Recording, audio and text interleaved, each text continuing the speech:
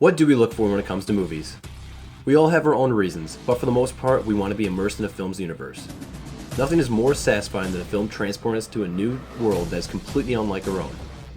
Dystopian movies have been the focal point for many blockbusters. For us, the viewers, we want to be persuaded that this crazy place being depicted on screen could actually exist. Mad Max Fury Road is a modern continuation of the cult classic that garnered a following when it was released back in 1979. Staying true to the original, director George Miller took the helm and brought the desert wasteland back to life. Mise-en-scène is what brings screenplay from writing to the silver screen. The sets, the lighting, and the overall composition of a shot working in collaboration to make the world come alive. The characters in Mad Max all stand on their own, each unique and full of personality that can sometimes be hit or miss with these types of films. The style of the costumes, vehicles used, and the bizarre hybrid Viking-like religion headed by Immortan Joe keeps the audience interested and wanting more. Saturation of color and lighting work in tandem frequently during the film.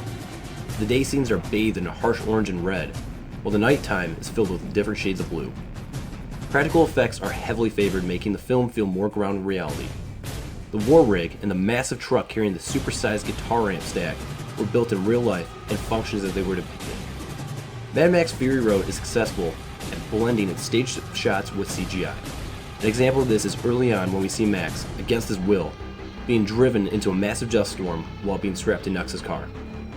The seamlessness between cuts is enough to make the storm feel real, keeping the audience on edge of their seat and stare in awe as the camera zooms out, truly showing us the size of the twister ahead.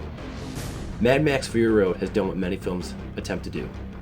Future films should take note and use this as a reference when making their films feel more alive.